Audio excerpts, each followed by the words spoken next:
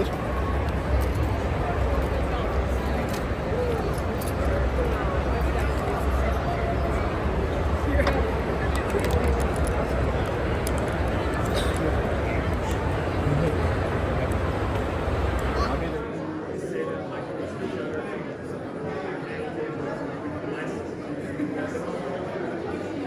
Well, hello.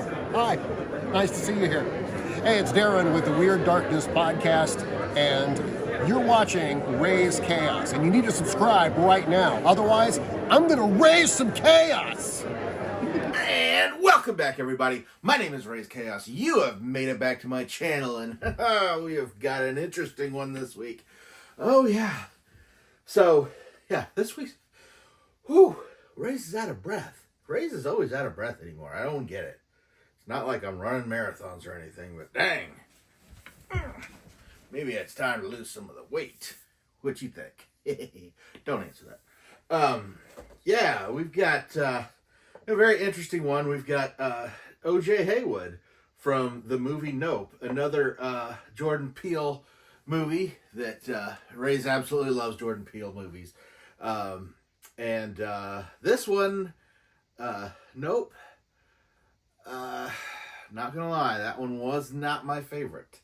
Yeah, Raze didn't really get into it. Had trouble following it. I think Raze had to watch it twice before he actually got it, and even then, he was kind of like still not taken by it. But I mean, not taken in the sense that Raze likes the movie. Just, I don't know. I guess he was waiting for that deeper layer that he found in Jordan Peele's other movies, like Us and Get Out. But yeah, I mean, if it was there, Raze just wasn't feeling it. But feels like there were more sections of the movie that Raze enjoyed as opposed to the movie as a whole. But still, if you enjoy Jordan Peele movies, you definitely need to check it out because it is worth checking out at the very least. And obviously enough, Raze enjoyed it well enough to get the Oj Heywood pot from it, who is the main character from Nope, the main protagonist.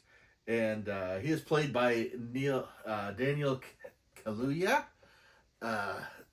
who is also the same person who we just talked about another one of his characters earlier, because yes, he is the main character in he plays the main character in Get Out.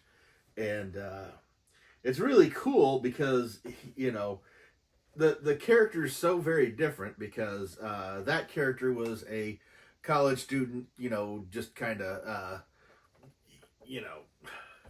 in school in the city, and being taken out in the middle of nowhere. And Oj Heywood is basically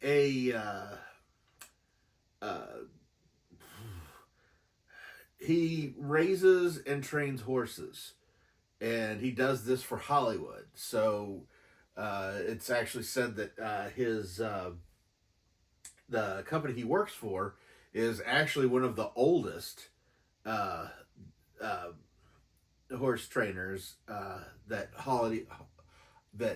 Hollywood's ever used. So yeah, there's a lot of deep history. There's a lot of great historical information that always comes out in Jordan Peele's movies. He's really got a good sense of history, and honestly, this was a little bit that Raze didn't even know about. And of course, it's not like Raze really looks up like horses in Hollywood all that much, but at the same time, I did find it very, very interesting. So yeah, he's actually he and his sister run the family business as far as horse trainers go. And the movie kind of opens up with a flashback. The movie opens up and then you quickly find out that they are basically doing this out of a family tradition because, you know, it's being passed down from their father, who was killed in a very unique, odd way. And could basically written off as an accident, but a very, very odd accident. And of course, if you've seen in the trailers or anything, you'll see that they suddenly notice that there is a stationary cloud in the sky. And they notice that, like, days can pass, you know, time of day passes, and this cloud remains exactly where it's been. So they start to think something's up with it, and sure enough, something is up with it. I mean, this is a Jordan Peele movie after all. But yeah, they quickly realize that that cloud isn't from Earth; it's from another planet. And so you got this nice little alien movie going on here, and set upon this.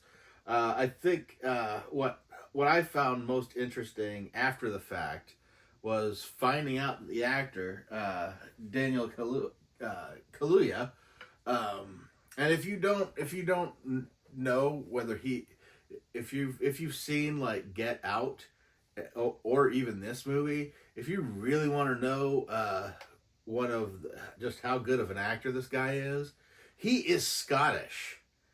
And Raze did not know that until he was told. Basically, Raze saw an interview with him that he wanted to check out, and like, oh my God, he's got a very thick accent. And Raze obviously very surprised, having seen him in 2 movies already, and not even thinking that he could be Scottish. And yeah, that was very impressive. But what actually cracked me up even more was that Daniel, the actor, was actually in a horse riding accident when he was young, or an accident involving a horse when he was young, and basically had a pretty intense fear of horses. And basically he had to get over that, because not only did he have to ride horses, but he had to he had to walk around with horses. So give it up for like facing your fears for your craft, because you wouldn't even get that sense as far as this movie goes, because I mean, he's constantly riding, he's constantly working with the horses. He actually, OJ the character is you kind of get a sense that he's more comfortable around horses than he is people. And to find out that the actor is actually very afraid of horses and getting over that. Why are you still out here? I'll never talk. All right, I'll talk. This was a real give me as far as getting this one. I think throughout the movie, it feels like you go on a couple of side quests of very strange situations, strange side stories that all just kind of like merge into one.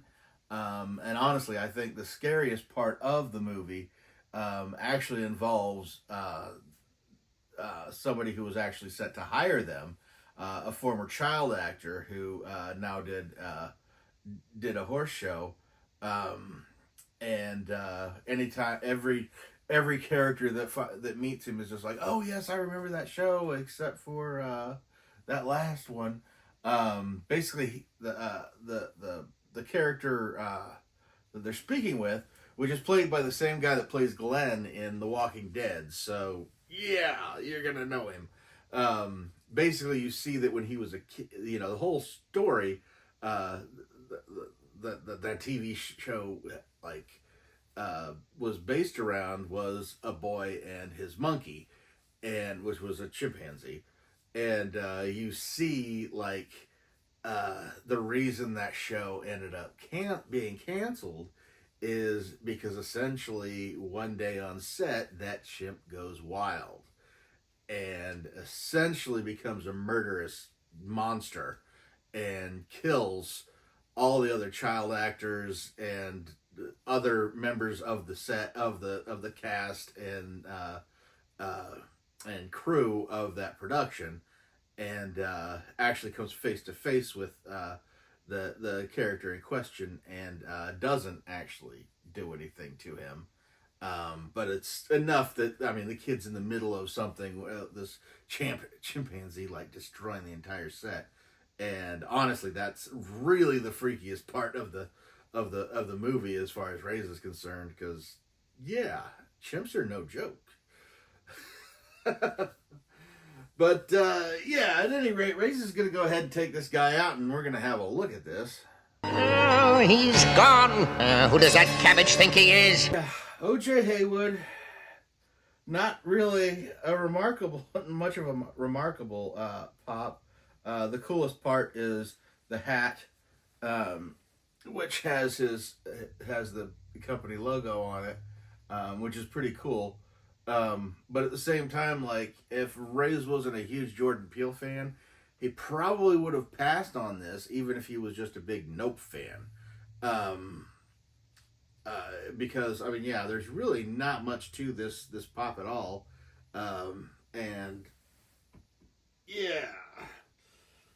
I mean, the sad thing is it's a very accurate representation, because if you watch the movie, I mean, he's wearing the jeans, the floppy boots, and his hands are almost constantly drawn to his pockets. And yeah, this guy, he just looks like he's ready to fade into the background, which the character himself tends to want to do. And his big issue is you know, just not being able to, you know, he shies away. Like, his sister does all the actual interactions with clients and whatnot, because, you know, he just wants to do the work with the horses. And yeah, it's for a character that just wants to fade into the background, which he does end up being the hero of the movie. It's just like, you can't really have the hero that wants to fade into the background as a pop. It's not something you really want or you seek out. And yeah, again, if Raze wasn't already like looking to make his Jordan Peele collection bigger when he saw the new Get Out pop, yeah, probably would have passed on it. Probably wouldn't even have been too concerned about getting it, because yeah, Raze probably would have saw it and thought, nope. Sorry, that was really, really bad. But yeah, otherwise, I mean, it's a good pop for what it's supposed to be, what it's supposed to represent. But, you know, as far as like a big collector piece, you would have to be a diehard Jordan Peele fan. Or a great big Nope fan. You must have really loved that movie to want this, because nothing about the pop itself is overtly, you know, appealing, you know, eye-catching, or wants to draw you in. It's just the overall love of the director's work that drew Raze to this one. So yeah, not really much of a remarkable pop, but still a movie worth checking out if you enjoy watching movies with visitors from space. Yeah, it's well worth it. That's probably another reason why Raze didn't really gravitate towards him, is because he's not big on the alien abduction movies or the visitors from outer space. There's enough earthbound terror. Raze doesn't need to be looking for the sky for any more. But but yeah, Raze is going to go ahead and get out of here now. I hope you've enjoyed this video. I hope you enjoyed the look at Oj Heywood here. Like I said, there's really not much to him, but he's got a welcome home in Raze's collection. But Ray's going to go ahead and get out of here now. I hope you have a great day. But never forget that life is full of odd moments. You never know when you're going to be defined.